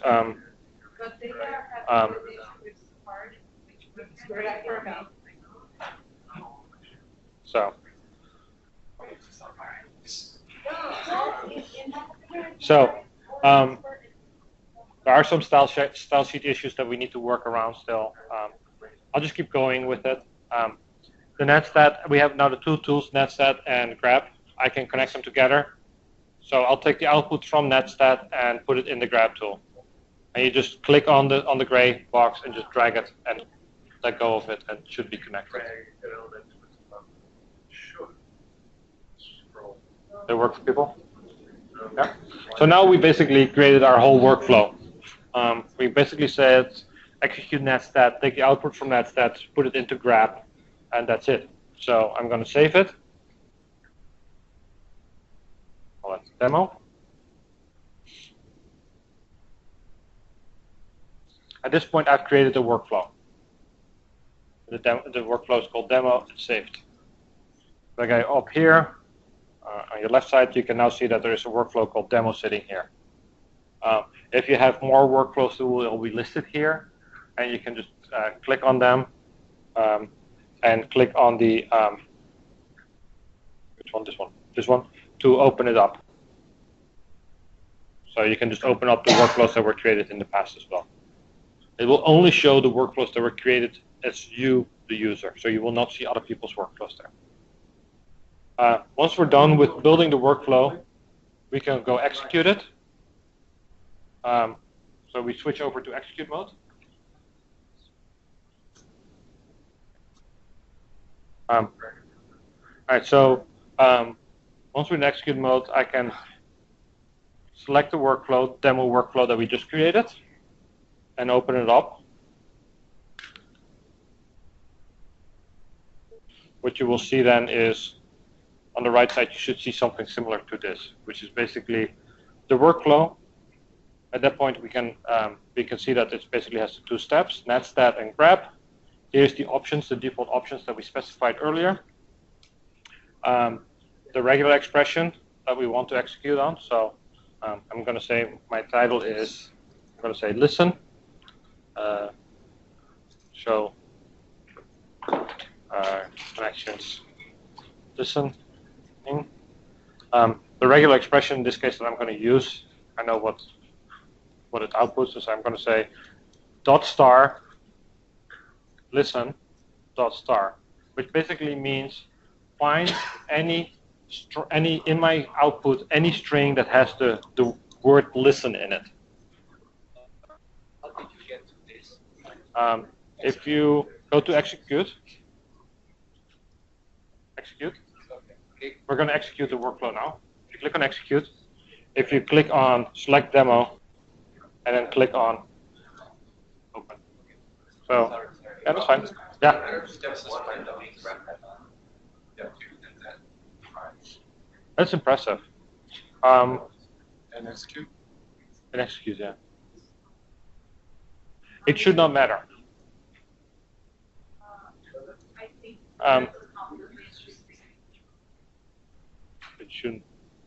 It shouldn't matter. I think that, yes, what happened is the order is basically the order in which you drag them on there. So if you first drag grab on there and then that's the order in which you get them. CyberIntegrator doesn't care. It knows behind the scenes that you cannot execute grab without having executed netstat first. That's the linkage that you did later. Yeah. So once I fill out the steps and the parameters and everything else, I can execute. So when I click on execute, it will actually submit to the server, and basically says execute the workflow with these parameters, -an and listen. We get back saying that it was successful. And when I now go to history,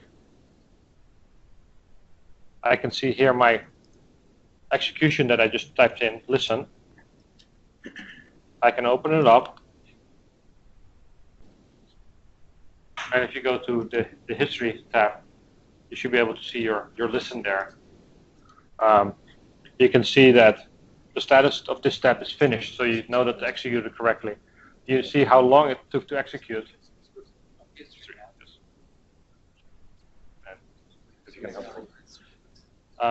If you look here, you can see the time it took. So it took 293 milliseconds to actually execute this step, 299 milliseconds to execute this step. You can see they were finished. You can see the net stat with the parameter, the options that you typed in, as well, and the outputs that were generated. You can click on the file, it's standard out, and it will actually download it to your local machine, so you can see them. Afterwards, the grep, it will execute it, will took based input, will generate match text output. Again, I can click on it, and you can see it will download it, and it will show you the output. All these things are done by the editor, which just runs locally on your machine using the REST interface. And so now you can see that these are all the ports that my particular machine is listening on.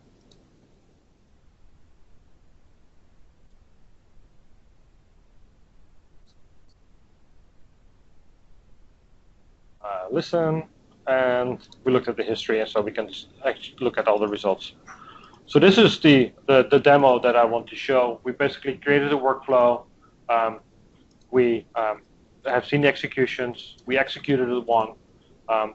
We can generate, if we wanted to, we could connect to the servers and basically say execute this workflow again with these specific parameters. We can see the executions. We can get the results back. So this is the end of my demo. So, yeah. That output file where, let's say a PDF, would that open? It depends on your browser. Right, it would send the file to you, and then if your browser is set to open up a PDF file, it will open up the PDF file. Right, it depends on your browser.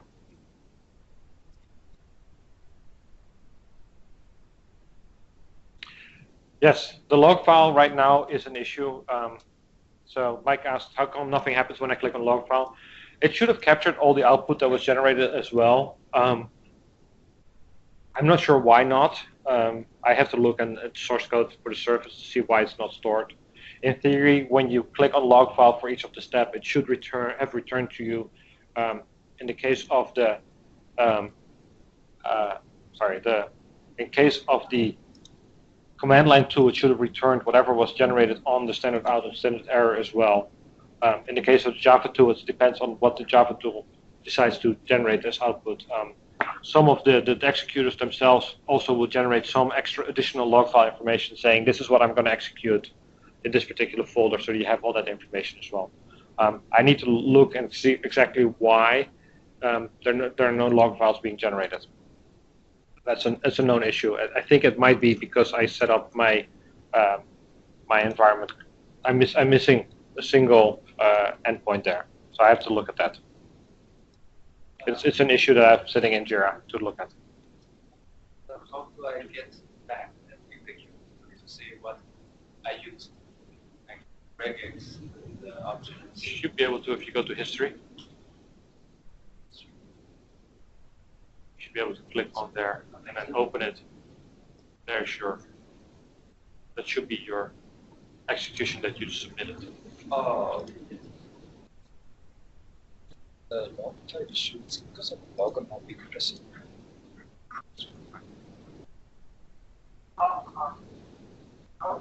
Did that answer your question, Mike? Yeah.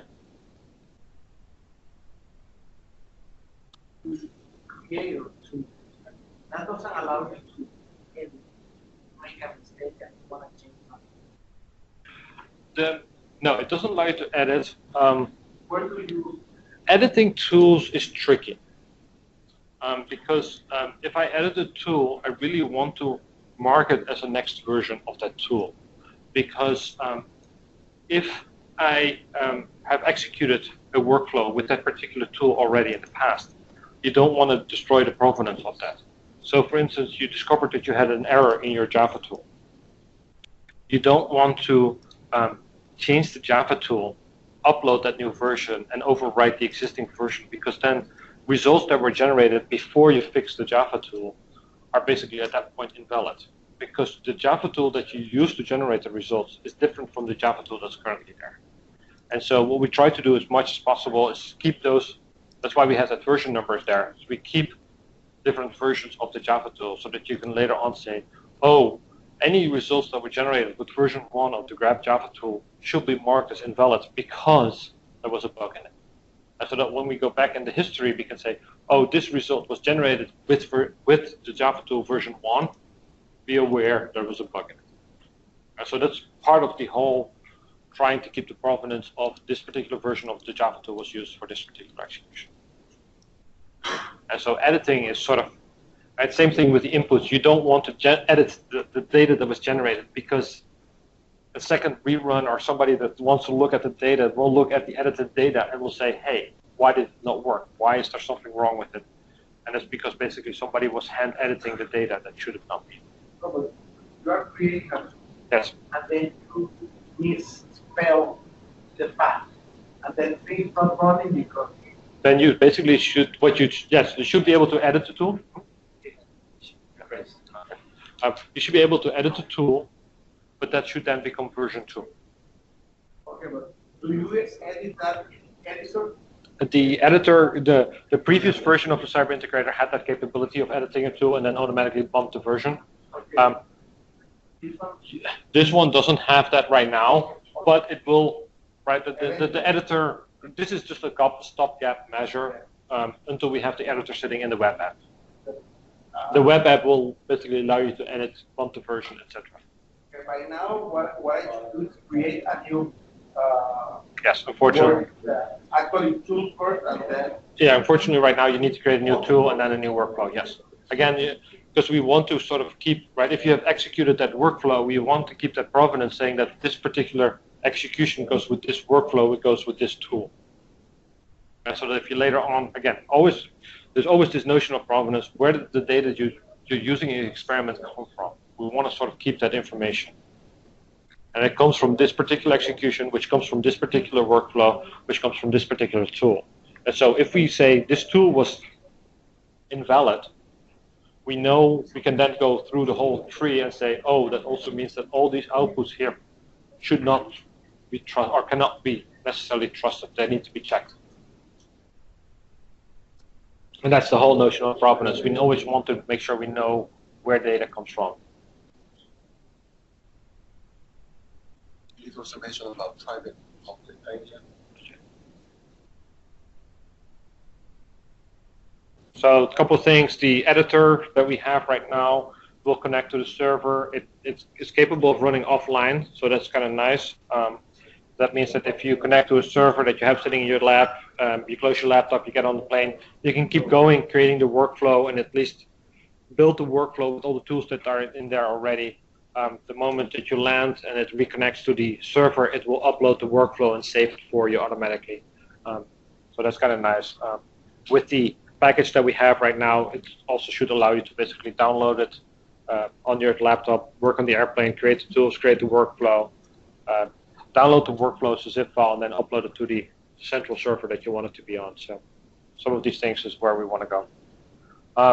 I think we'll be walking around here locally to help some people that have any questions. Remote people, I think this is the end of the presentation. So if there's no more questions, I think this is it for the CyberIntegrator.